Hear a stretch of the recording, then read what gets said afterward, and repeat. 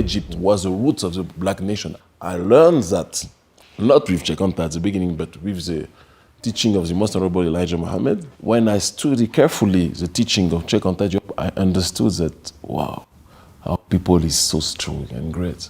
I was put in jail by Sarkozy in 2007, first time for my political award, for our political activity. My job and the job of my staff is to make a black inception, Pan-African inception, put self-determination idea in the brain of the black youth, not only in the black French-speaking world, but in global black world. So we organized with my NGO, Pan-Africanist Emergency, everywhere in French-speaking Africa. Grassroots contest, mobilization. I was arrested in Dakar, and that ignited all French-speaking Africa. A lot of young brothers and sisters when I was arrested. In fact, I was arrested because I decided to burn in front of all the camera, burn a CFA bill. When I was incarcerated, in every French-speaking African capital, some young brother and sister take CFA franc, even if there was poor, they decided to burn it. And when the Senegalese authorities saw that, I feel that they didn't have choice to, they tried to bring peace back, and they decided to release me from jail. Jail for me is like hotel, so no problem. And but they believe is that if I was released, I would stop this mobilization, but I will never stop. And I said publicly that we will continue the grassroots protests against French imperialism. And it was a very sensitive question. You know, when I was a geopolitical journalist, even Macky Sall or his people of his government loved me, because a lot of them said that I was very well articulated in French, a journalist and speaker, an orator. But when I decided to put the problem, neo-colonial problem, on the street, and it became concrete, this became a problem for them because they are very, very, very linked to the French oligarchy. And he decided to expel me, to deport me from Senegal, where I was all my family. I had my family. It was the country of my came back to Africa. And it was a very difficult experience for me. I was deported, expelled from Senegal to France because I was born in France. And I decided after that, after approximately 3 weeks, to take this opportunity for come back in the country of my father, Benin. And since 6 years now, I live in Benin. Peacefully? Peacefully, somewhat. Not true, because I am a strong opponent of the president, Patrice Talon, one of the few who has the courage, I think, to speak frankly against him, because he's a puppet of French oligarchy too. So, peacefully, no, but I can't be expelled from my country. Right. Even if for me, everywhere black people is, that's my country. Do you think Africa should reject the pound, the euro, and the dollar as well? What would you suggest as a viable alternative? I think that the viable alternative was found by Muammar Gaddafi, and that's for this reason that Western oligarchy tried to, not try, but kill him. He wanted one money, one people, one African states. I will never forgive the African leaders who led Gaddafi being murdered. I will never forgive them, because even if Gaddafi there was some mistake he made, like everybody, but he had a strong vision. Some people was upset because he was an Arabic man. I said, that's not my problem. My problem is a problem of vision. If somebody rise and decide to push Africa and to give Africa the opportunity to take charge about his destiny, I don't care about his color of skin. And Gaddafi was a strong man. And he said, I will speak in French now, Gaddafi disait que plutôt que d'avoir une monnaie arrimée aux autres monnaies, si nous étions capables d'adosser notre monnaie à nos ressources, notamment à l'or, il avait une monnaie qui s'appelait le dinar or, en très grande quantité, l'or, on aurait pu avoir une monnaie très puissante qui aurait pu être la monnaie du continent africain de manière générale. Et donc il voulait une monnaie, un satellite, un média principal fondamental unique pour l'Afrique. Il voulait un État fédéral africain. Et il n'a pas été suivi. Mais nous continuons son chemin aujourd'hui.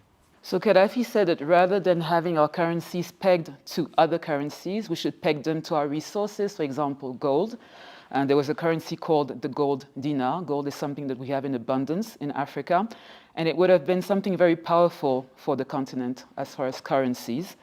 He also wanted us to have like one satellite, as in one media, to have one federal state, and that didn't happen. However, we carry his legacy. Which tactics have you found effective in your activism against the CFA franc? Would its elimination result in a hardship for African economy? Could you enlighten us on your reasoning behind starting your Pan-African tour in beautiful Ethiopia? For be honest and clear, all action we try to make, there is a deep and spiritual reason. We started this Pan-African International tour in diaspora first because Pan-Africanists come from diaspora. I think it's very important to give respect to the diaspora because when we speak about African Union today, they don't take care seriously about the diaspora. But Pan-Africanists come from diaspora. So it was important for us to start, even if we will continue in September and over a month, to give lecture and to continue this tour in diaspora too, but it was important to start with diaspora. After that, we came in South America, diaspora too, and Africa. Why Pan-Africanist tour? We started in Ethiopia because, as Marcus Mosiah Garvey said, Ethiopia is the heart of Africa, is the mark of our royalty, and is for us a country who means respect, who means authority, who means dignity, even if there is a lot of problem in Ethiopia too, because everybody says Ethiopia never was colonized. But when there is a war between many tribes of many factions of the people, that's colonization behind the scene. We try to manipulate the different faces of our people. So it was important for us to come here to speak about Pan-Africanism and Pan-Africanity because Pan-Africanity is unity, fundamental unity. And I think that our people here need a deep unity. So for this reason, for us, it was necessary to start here. After that, we will go in Mali, who is in geopolitical way one of the most important African countries today, because that's a country of self-determination and sovereignty, and country we want to cut off his link with the Western oligarchy. And we are very well involved in this African process in Mali. Our organization are one of the most important organizations who put the regime where he is now. For be clear, the grassroots mobilization against the former president. We were in front line for that, and I was expelled from Mali and arrested in Mali in the same reason because I was fighting with my organization against the former French puppet Ibeka, Ibrahim Boubacar Keïta. And the new president is our friend now. So we will continue in Mali. After that, I will finish this first step of our international tour in Benin at the beginning of July. And we will make the part 2 of our international tour because everybody, in fact, invite our organization. I think people need Pan-Africanism. And they see us as a group who's spreading Pan-Africanism everywhere and organize the community everywhere. So we are invited in Europe, in Africa, in South America, in Caribbean, in Asia too, because and we will go in Australia. That can be strange, but Aboriginal people, that's black people, and what they live in Australia and in Oceania, in Melanesia, that's crazy. So we will go in Australia, we'll go in New Caledonia, over where. We will go everywhere black people are, and we will try to do our best for help our people. That's our destiny. Beautiful. Can you please explain to our audience the essence of the concept sovereignty, self-determination, multipolar world, primordial tradition, just to explain what these things mean? And when I speak about sovereignty, I don't speak about the sovereignty of the government. I speak of sovereignty of the people. Sovereignty and self-determination, for me, that's the same way. Sovereignty for the people is his capacity to take charge about his destiny. And to never accept that some people can come and say, you need to do that, to do that, to do that, to do that. When there is military bases, foreign military bases will come, that's no good. You know, because Western nation will never accept that they could have African military bases will come. So when I see how the only African migration for them, that's a problem. So imagine military bases. So what is good for them, that can be good for us too, I think. So self-determination, sovereignty, same thing. Multipolar world, that's because we live during a period of time since the victory of capitalism. The ultimate form of this degenerate capitalism is neoliberalism. And neoliberalism creates unipolar world order, westernization of the world. When we speak about globalization, in fact, is westernization of the world, whiteification of the world. And even whiteification is not enough because people of East Europe are very different in many ways. And during too much long time, there was just one vision who was imposed upon the mind of all people on the earth. But in the 21st century, there was a try to resist, a start of resistance, a beginning of resistance from many countries, China, Russia, Iran. That's not a country very nice in the political way. But they are countries we don't accept Western world impose them how to live, you know?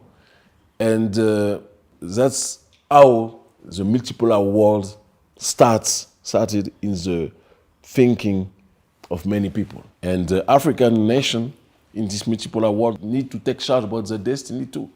Because multipolar world means the world is multiple and they will have an equilibrium when each civilization and civilization pole will be respected. African civilization, European civilization, Asian civilization, Arabic civilization, you know? And I think that we can't live. We are so numerous and different in the world, but we can't live only with one pole who impose us how to live. So when I travel with my organization, we travel everywhere in the world for our mission. We travel in South America, we travel in Arabic world, we travel in East Europe, and in Africa first, of course. But we see that we can't resume the world in one case. The world is too much multiple and complex. So I think multipolar world is a path. And if we need to speak about geopolitics, what's happened in between Russia and Ukraine, even if I'm not a pom-pom girl, I'm not a cheerleader of Russia because there is a lot of mistakes they are made and they are making. But the war between Russia and Ukraine is not a war between two countries. It's a war between Western world and the country who try to resist them. We need to be clear about this situation. And say that doesn't mean that we are communists, doesn't mean that we are FSB agents. That's the try of propaganda that America tried to put on us. No, because there is a lot of mistake and a lot of problem in Russia. Russia is not a paradise. a lot of problem and a lot of negrophobia in Russia too. So we are wise about this situation. But geopolitics is not a question of love story. Geopolitics is a question of interest. And we have more interest to be connected with countries like Venezuela, Cuba, Iran, Russia, China, than to be connected with Western nations. I think it deeply. So, please enlighten us about your important book. Can you please tell us a little about your book, Philosophy of Fundamental Pan-Africanity? That's my last book. I wrote 5 books. One of my most important books, and when I speak about Pan-Africanity, there is a difference between Pan-Africanism and Pan-Africanity. Pan-Africanism, we want to obtain something. There is a goal. We need to go in this direction for obtain something. That ism means. Pan-Africanity is a state of mind. And when I speak about Pan-Africanity, I speak about the fact that if we are able to come back to our roots in a metaphysical way, in an intellectual way, in spiritual way, if we are able to understand in which period of time we live in, really, what is our original role as black people, as original people on this earth. If we really understand what Western world means in metaphysical vision, if you understand the world, not the world that we see at first sight, but the world behind the scene, Pan-Africanity and unity, for be honest, will come back naturally. Because everywhere I go, everywhere I see my people, in South America, in Africa, in Caribbean, in Europe, everywhere, in East Europe, in Middle East, we are the same. We want to say, yeah, we are different, we are the same. We eat the same kind of food. We have the same kind of habits. That's crazy. Because we are linked, even if we don't know it, but we are linked to the same government, invisible government of our ancestors. And we don't be afraid of this reality. We need to be more connected with this reality and the president of this invisible government with God, with our first ancestor. And Western world say we are cursed people.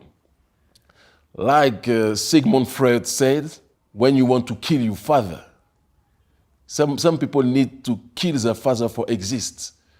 And our children, who are white people, want to kill the father who we are for exist.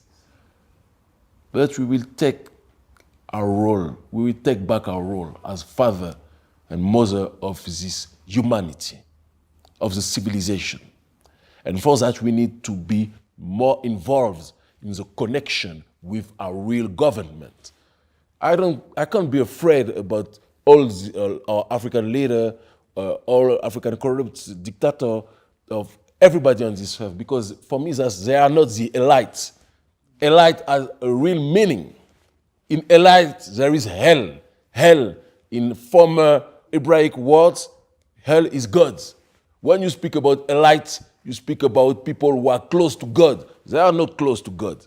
They are not linked to God. We need to understand this situation.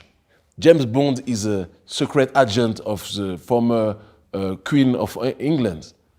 I'm an agent of our ancestor.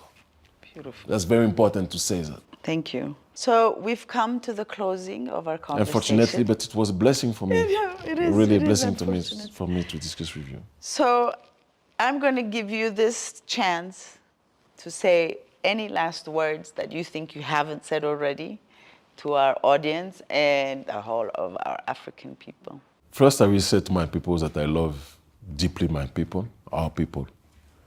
And we need to repeat often each of us that we love each other, because if there is no love between us, there will not have the possibility to build something strong. A family can't exist without love. Family can't exist without connection, you know? And that's important to spread love inside our people. Very important. Second point, and I will finish with that, we need to stop to wait something from our governments. If our governments work for the people, very good.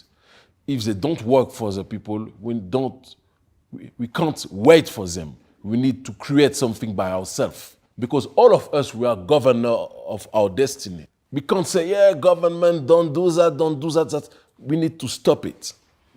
That's the mantra of our organization. What the African leaders don't do for our people, the people need to do it by himself.